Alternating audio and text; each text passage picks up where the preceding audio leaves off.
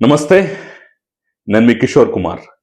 ఈ వీడియో మీరు మొదటిసారి మన ఛానల్లో చూస్తున్నట్లయితే దయచేసి ఈ ఛానల్ని సబ్స్క్రైబ్ చేయటం మాత్రం అస్సలు మర్చిపోకండి. అదేవిధంగా కింద మీకు హైప్ బటన్ కనిపిస్తే దాన్ని ప్రెస్ చేసి మాకు పాయింట్లు కూడా ఇవ్వండి. మీ ప్రోత్సాహమే మాకు కొండంత బలం. చిన్న చోరీ, చాలా చిన్న చోరీ అండి. $9 మహా అయితే $70,000 $80,000. 14 కోట్ల రూపాయలు దానికోసం తిరుమల శ్రీవారికి ఇచ్చాడు. మళ్ళీ కేసు పెట్టడం ఏంటి? రాజకీయ కక్ష కాకపోతే తిరిగి తోటం ఏంటి? అసలు ఏమన్నా బుద్ధుందా? ఏం చేస్తున్నారు స్వామి మీరు? ఈ మాటలు, ఈ డైలాగులు మీకు గుర్తుండే ఉంటాయి. ఈ మధ్య కాలంలో జగన్మోహన్ రెడ్డి ప్రెస్ మీట్ పెట్టి మరి పరకామణి ఇష్యూలో కవర్ డ్రైవ్ చేసుకుంటూ మాట్లాడినటువంటి మాటలు. పరకామణి అనేది అసలు కేసు ఏంది అని ఒకసారి చూస్తే, ఆ రోజు హుండీ డబ్బులు లెక్కిస్తూ లెక్కిస్తూ చిన్న చోరీ 9 నోట్లు $9 వర్త్ 72,000 ఇండియన్ కరెన్సీ, 72,000 విలువ అంతే. ఏకంగా 14 కోట్ల రూపాయలు వర్త్ టీటీడీకి దేవునికి రాసిచ్చినాడు వాళ్ళ కుటుంబం. ఏది చేస్తా ఉన్నారు స్వామి మీరంతా? అది దాని మీద పెద్ద వ్యతిరేకత వచ్చింది. పెద్ద ఎత్తున చాలా మంది వ్యతిరేకిస్తున్నారు, వ్యతిరేకమైనటువంటి కామెంట్లు పెడుతున్నారని తెలిసిన తర్వాత దాన్ని మళ్ళీ కవర్ చేయడానికి పేరు నాని వంటి వాళ్ళ రంగంలో దిగి మా జగన్మోహన్ రెడ్డి మాట్లాడితే తప్పే ఉంది, అలా అంటే తప్పే ఉంది, అది నేను వాస్తవమే కదా, ఉన్నదే కదా అని చెప్పేసి ఇంకొక కవర్ డ్రైవ్ చేసి అభాసు పాలైనటువంటి పరిస్థితి. దీని మీద నేను వీడియో చేసినటువంటి సందర్భంలో కూడా జగన్మోహన్ రెడ్డి పందాలోనే చిన్న చోరీ, చిన్న ఇష్యూ ఎందుకు పట్టుకొని లాగుతున్నారని చెప్పేసి వాళ్ళ పరివారము, వాళ్ళ బ్యాచ్ కింద రకరకాల కామెంట్లు పెట్టినటువంటి నేపథ్యాన్ని కూడా నేను చూశాను. ఇది చిన్న చోరీ కానే కాదు, పెద్ద అంశం, పెద్ద కేసు, దుర్మార్గమైనటువంటి విషయాలు ఇందుట్లో దాగి ఉన్నాయని చెప్పేసి ఈరోజు హైకోర్టు చాలా స్పష్టంగా చెప్పింది. స్పష్టమైనటువంటి ఆదేశాలను కూడా జారీ చేసింది. మరి ఈ బ్యాచ్ అంతా ఈరోజు చిన్న చోరీ కాదని చెప్పేసి హైకోర్టు అంటోంది కదా, హైకోర్టును కూడా కామెంట్ చేస్తారా? హైకోర్టును కూడా బూతులు తిడతారా? తిట్టండి, ఏం జరుగుద్దో చూస్తా. ఎస్, తిట్టండి. తిట్టే ధైర్యం, దమ్ము ఉంటే హైకోర్టును కూడా తిట్టండి. హైకోర్టును కూడా ఈ అంశంలో కామెంట్ చేయండి. మీకేం తెలుసు మా జగన్మోహన్ రెడ్డి కన్నా అని చెప్పేసి గడుసుగా మాట్లాడాలి. ఎస్, హైకోర్టు ఈరోజు చాలా కీలకమైనటువంటి అంశాలు పరకామణి ఇష్యూలో ఆదేశాలు జారీ చేసింది, మాట్లాడింది. దాని గురించి నేను క్లియర్ గా ఒక 5-6 పాయింట్లు ఉన్నాయి, చెప్పేటటువంటి ప్రయత్నం, విశ్లేషించే ప్రయత్నం, విశదీకరించే ప్రయత్నం అయితే నేను చేయబోతున్నాను చాలా క్లుప్తంగా. కాబట్టి ఎక్కడా స్కిప్ చేయకుండా ప్రతి ఒక్క పాయింట్ చూడండి. మీ అభిప్రాయాన్ని కమెంట్ రూపంలో తెలియజేసే ప్రయత్నం అయితే అస్సలు మరవకండి. పాయింట్ నెంబర్ 1, హైకోర్టు చాలా క్లియర్ గా చట్ట ప్రకారం నడుచుకోండి, చట్ట ప్రకారం చర్యలు తీసుకున్నానని చెప్పిన తర్వాత హైకోర్టు చెప్పినటువంటి పరకామణి ఇష్యూలో మొదటి పాయింట్ ఏంటయ్యా అంటే, పరకామణి చోరీ కేసులో FIR దాఖలు చేయండి. ఎప్పుడో అయిపోయింది, పాత విషయం. ఆల్రెడీ లోక్ అదాలత్కు కూడా వెళ్ళింది, లోక్ అదాలత్ కూడా దీన్ని పరిష్కరించింది. మళ్ళీ కేసు ఏంటి, రాజకీయ కక్ష కాపోతా అని చెప్పేసి జగన్మోహన్ రెడ్డి చాలా శుద్ధపూస మాట్లాడిన తర్వాత మరి హైకోర్టే స్వయంగా FIR దాఖలు చెయ్యమన్నది ఈ అంశంలో అంటే అయిపోయినట్టేనా, ముగిసిపోయినట్టేనా? కాదు, మళ్ళీ మొదలు కాబోతోంది. వదిలేయాల్సినటువంటి ఇష్యూ కాదు, చిన్న చోరీ కాదు, చిన్న దొంగతనం కాదు, చిన్న ఇష్యూ కాదు, వదిలేయాల్సినటువంటి ప్రసక్తే లేదని చెప్పేసి హైకోర్టు చెప్పినట్ట కదా. మరి ఇదే అంశాలు కదా మేము చెప్పింది, ఇదే అంశాలు కదా ప్రభుత్వం కూడా మాట్లాడింది. ఎందుకు గింజుకున్నారు? హైకోర్టు ఈరోజు FIR దాఖలు చేయమందండి. వాళ్ళు వీళ్ళు అంటాం కాదు, ఎవరో చేయటం కాదు. హైకోర్టును కూడా తప్పు పట్టేద్దామా? FIR దాఖలు చేయమన్న తర్వాత కూడా అసలు ఈ కేసులో ఏమీ లేదు అని చెప్పేసి మాట్లాడే ప్రయత్నం చేద్దామా? చూసుకోండి, పునరాలోచించుకోండి. ఇది పాయింట్ నెంబర్ 1. అంటే ఈ కేసును ఎక్కడ వదలటానికి వీలేదు, FIRతో మొదలెట్టండి అని చెప్పేసి చాలా క్లియర్ గా చెప్పినట్టే. ఏమీ లేదు అన్న దగ్గర నుంచి ఏదో ఉంది అని చెప్పేసి ఒప్పుకున్నట్టు.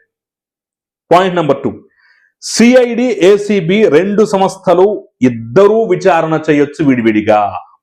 ఇంతకు మించినటువంటి అంశం మరి ఏదైనా ఉంటుందా? అయితే వాళ్లకో వీళ్లకో ఇవ్వకుండా ఇద్దరూ అవసరమే, ఇద్దరూ దర్యాప్తు చేయాలి. CID, ACB 2 ప్రతిష్టాత్మక రాష్ట్ర స్థాయి సంస్థల దర్యాప్తు చేయాలి అంటే చిన్న కేసు ఎందుకు అవుతుంది, చిన్న చోరీ ఎందుకు అవుతుంది, చిన్న ఇష్యూ ఎందుకు అవుతుంది, ఎక్కడో లోక్ అదాలత్లో పరిష్కరించుకునే మామూలు అంశం ఎందుకు అవుతుంది? పెద్ద స్థాయి కేసు కాబట్టే 2 దిగ్గజాల లాంటి సంస్థలను దింపింది అని చెప్పేసి చెప్పటానికి ఎంతకన్నా ప్రబల నిదర్శనం ఏం కావాలి? ఇది ఎవరో చెప్పింది కాదు, వాళ్ళు వీళ్ళు ప్రభుత్వం సిట్ వేసిందో స్టాండ్ వేసిందో ఇవన్నీ కాదు, హైకోర్టు చెప్పింది, సిఐడికి చెప్పింది, ఏసీబీకి చెప్పింది. ఇద్దరు కలిసి విడివిడిగా మీ ఇష్టం ఎలా చేసుకుంటారో చేసుకోండి, మీ ఇద్దరు దర్యాప్తు చేయండి అని చెప్పేసి చాలా క్లియర్ గా చెప్పిన తర్వాత కూడా ఇంకా ఏమీ లేదని చెప్పేసి ఎలా మాట్లాడతారా నాయన. పాయింట్ నెంబర్ 3, లోక్ అదాలత్లో రాజీ రవికుమార్ ఆస్తులపై విచారణ చేయొచ్చు. ఇది కదా ముఖ్యమైన పాయింట్, ఇది కదా మాట్లాడాల్సినటువంటి అంశం. లోక్ అదాలత్లో రాజీ అయిపోయింది.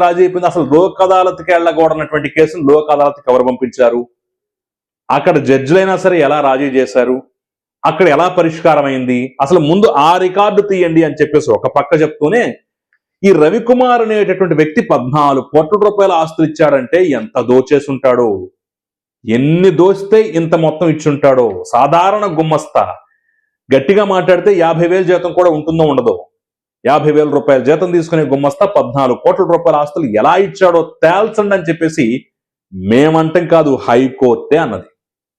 లోక్ అదాలత్కి ఎలా వెళ్ళిందో తేల్చండి అని చెప్పేసి హైకోర్టే అన్నది.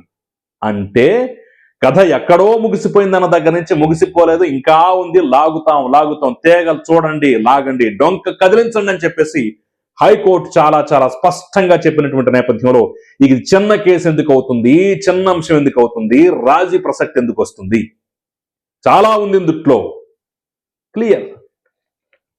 ముఖ్యమైన 4వ పాయింట్, ఈ కేసు దర్యాప్తు సమాచారం పరస్పరం సిఐడి ఏసీబీ డీజీలు పంచుకోవచ్చు ఆర్ పంచుకోవాలి.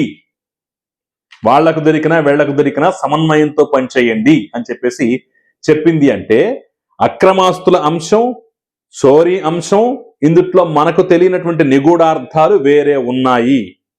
కాబట్టి ఎవరికే సమాచారం దొరికినా దాని ఆధారంగా దర్యాప్తును వేగవంతం చేయండి. 2 సంస్థలను పురమాయించడమే నిజంగా ఆశ్చర్యం. ఆ 2 సంస్థలను కూడా సమన్వయంతో మీరు పంచుకోండి, సమాచారం పంచుకోండి అని చెప్పిందంటే ఏదో ఉన్నట్టే లెక్క, ఉన్నదాన్ని తీయమన్నట్టే లెక్క, ఏమీ లేదంటానికి ఇక లెక్క లేదు ఇక్కడ. ఇక పాయింట్ నెంబర్ 5, మాజీ ఏవిఎస్ఓ సతీష్ అతని శవపరీక్షకు సంబంధించినటువంటి నివేదికని రిజిస్ట్రార్ జనరల్ కి, జ్యుడిషియల్ రిజిస్ట్రార్ జనరల్ కి సీల్డ్ కవర్ లో సమర్పించండి. చాలా ముఖ్యమైనటువంటి ఆదేశం ఇది. జగన్మోహన్ రెడ్డి గాని ఆయన పరివారం గాని ఎంతో వేధించారు, మీరు ఈ ప్రభుత్వం ఎంతో వేధించింది, తప్పుడు సాక్ష్యాలు చెప్పమని, తప్పుడు రకమైనటువంటి ప్రవర్తన చేయమని చెప్పేసి చెప్పింది. కాబట్టే అతను చనిపోయాడు, ఆత్మహత్య చేసుకున్నాడని చెప్పేసి ఒక పక్క, చంపేశారని చెప్పేసి ఇంకో పక్క రకరకాల ప్రచారం చేశారు కదా.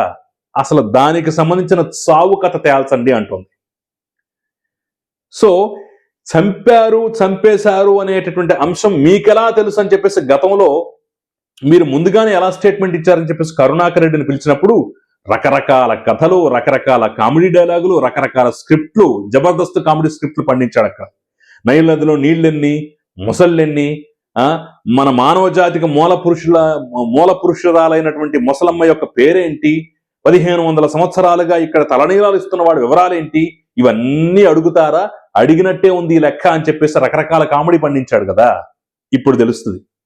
మాజీ ఏవిఎస్ఓ రవికుమార్ యొక్క మరణానికి సంబంధించిన నివేదిక గనక సీల్డ్ కవర్ లో కోర్టుకు చేరినట్టయితే, దాని మీద కీలక ఆదేశాలు జారీ చేసినట్టయితే, ఆ మరణం, దాని వెనక కారకులు ఎవరు, ఈ కామెడీ స్కిట్లు పండించిన వాళ్ళకి అప్పుడు పచ్చి వెలక్కాయ నోట్లో పడుతుంది. దానికి అంకురార్పణగా ఈ అంశాన్ని, ఈ మరణాన్ని కూడా మేము చాలా తేలిగ్గా తీసుకోవట్లేదు, సింపుల్ గా తీసిపారేయట్లేదు. అట్ ద సేమ్ టైం గతంలోనే అందరికీ భద్రత ఉంది, ఈ రవికుమార్తో సహా, చోరీ చేసినటువంటి వ్యక్తితో సహా అందరికీ భద్రత ఉంది. ఇక మీకు చంపడానికి, చచ్చిపోవడానికి ఇక అవకాశాలు ఉండవు. ఖచ్చితంగా సాక్షులకి భద్రత కల్పించడంతో పాటుగా చనిపోయిన వ్యక్తి యొక్క మరణ రహస్యం కూడా తేల్చిందంటే, ఉన్న కేసులు, ఉన్న అంశాలు, ఉన్న వాస్తవాలు బయటపడుతుంటేనే పచ్చి వెలక్కాయ పడుతోంది. ఇక ఈ మరణం వెనక రహస్యం తెలిస్తే ఎంతమంది గుండెలాగిపోతాయో, ఎన్ని ఘోరమైనటువంటి విషయాలు బయటకు వస్తాయో అర్థం చేసుకోవచ్చు. అంటే ఏ ఒక్క పాయింట్ ని మేము తేలిగ్గా వదలమని చెప్పేసి చాలా స్పష్టంగా చెప్పినట్టే లెక్క. ఇక ఆఖరిలో ఇచ్చిన ట్విస్ట్ ఏంటంటే, ఐటీ ఈడీలతో ఈ సమాచారం పంచుకోవాలి. ఇది కదా ట్విస్ట్ అంటే. ఇప్పటి వరకు ఏసీబీ, సిఐడి, సిట్, స్టాండ్ ఇక్కడ వరకే ఉన్నటువంటి అంశం కాస్త ఇప్పుడు కేంద్ర స్థాయి సంస్థలైనటువంటి ఐటీ ఈడీ వాళ్లను కూడా రంగంలో దింపే ఉద్దేశం హైకోర్టుకు ఉందా, వాళ్ళ ప్రమేయం, వాళ్ళ పాత్ర కూడా ఇక్కడ అవసరం అని చెప్పేసి భావిస్తోందా అని చెప్పడానికి క్లియర్ కట్ ఆదేశాలు అయితే ఇచ్చేసిందనమాట. వీళ్ళు ఇచ్చే నివేదికల ఆధారంగా మేము కూడా రంగంలో దిగొచ్చు అని చెప్పేసి వాళ్ళు కూడా పుసుక్కుని దిగొచ్చాము. లోకల్ స్థాయి సంస్థలకే పచ్చివెలకాయ పడుతుంటే ఇక కేంద్ర స్థాయి సంస్థలు అంటే రవికుమార్ దోచినటువంటి దోపిడీ దగ్గర నుంచి అతని దగ్గర ఆస్తులు దోచుకున్నారనేటువంటి అంశం దగ్గర నుంచి ఇక ప్రతి ఒక్క అంశం ఐటీడీలు రంగంలో దిగారంటే ఖచ్చితంగా దాంట్లో మనీ ట్రయల్ ఉన్నట్టే లెక్క, కాన్స్పిరసీ ఉన్నట్టే లెక్క, 100 కోట్ల రూపాయల కుంభకోణం జరిగినట్టే లెక్క. జగన్మోహన్ రెడ్డి చెబుతున్నట్టుగా $9 70,000 రూపాయలతో పోయే అంశం కాదు. దానికి ఐటీలు ఈడీలు రావాల్సినటువంటి అవసరం లేదు. ఐటీలు ఈడీలు వాళ్లతో కూడా సమాచారం పంచుకోవాలి అని చెప్పింది అంటే కోర్టు ఖచ్చితంగా పెద్ద మొత్తంలో దోపిడీ జరిగిందనేటటువంటి అనుమానం ఆ యొక్క స్మెల్ హైకోర్టుకు వచ్చినట్టే, వాళ్ళ ఆ వాసన పసిగట్టినట్టే. కాబట్టే జగన్మోహన్ రెడ్డి చెప్పినట్టుగా చిన్న చోరీ చిన్న కేసు 70,000 రూపాయలు అయితే అంత పెద్ద సంస్థలు అవసరం లేదు. వాళ్ళతో కూడా ఎందుకు పంచుకోమంది కోర్టు అంటే పెద్ద దోపిడీ ఉన్నట్టే. ఆరోపణలు వెనక సీరియస్నెస్ ఏంటో మనం అర్థం చేసుకోవాలని చెప్పేసి భావిస్తున్నట్టే. ఈ రవికుమార్ దగ్గర నుంచి తర్వాత 100 కోట్ల రూపాయల ఆస్తులు కాజేశారు వీళ్ళు అని చెప్పేసి కూడా తెలుగుదేశం పార్టీ కానీ కూటమి నేతలు కానీ గట్టిగా ఆరోపిస్తున్నారంటే దాని వెనక ఎంతో కొంత నిజం ఉందని చెప్పేసి ఈ రోజు కోర్టు కూడా నమ్ముతుంది. కాబట్టి ఇన్ని స్పష్టమైన ఆదేశాలు, ఎఫ్ఐఆర్ గట్టమన్నది పరకామణి కేసులో, ఏసీబీ సిఐడి 2 సంస్థలు దర్యాప్తు చేయొచ్చుంది, చెయ్యాలన్నది, లోక్ అదాలత్లో రాజీ అంశం తేల్చాలన్నది, రవికుమార్ ఆస్తులపై విచారణ చేయాలన్నది, సిబిఐ సిఐడి ఏసీబీలు పరస్పరం సమాచారం పంచుకోవాలన్నది, ఏవిఎస్ఓ రవికుమార్ యొక్క మరణ నివేదిక కావాలన్నది, దాంతో పాటుగా ఐటీఈడీలకు కూడా మీ సమాచారం ఇవ్వాలి అని చెప్పేసి స్పష్టంగా ఆదేశాలు జారీ చేసింది. ఇన్ని కీలకమైన విషయాలు తెలుస్తుంటే ఇంకా చిన్న కేసు, ఇంకా చిన్న చోరీ అని చెప్పేసి ఎవరు మాత్రం అనగలరు? జగన్మోహన్ రెడ్డి బ్యాచ్ తప్ప, ఆయన్ని కవర్ చేసుకోవడానికి కవర్ డ్రైవర్ కొట్టే బ్యాచ్ తప్ప. మరి ఇన్ని అంశాలు చూసిన తర్వాత మీకు కూడా చిన్న అంశం కనిపిస్తోందా? చిన్న కేసు కనిపిస్తోందా? గతంలో కామెంట్లు పెట్టిన వాళ్ళని, గతంలో విమర్శించిన వాళ్ళని ఏమనాలి? ఖచ్చితంగా కామెంట్ చేయండి. ఇన్ని అంశాలు చూసిన తర్వాత మీకేమనిపిస్తుందో మీ అభిప్రాయం స్పష్టంగా రాయటం కూడా మర్చిపోదు. Thank you very much.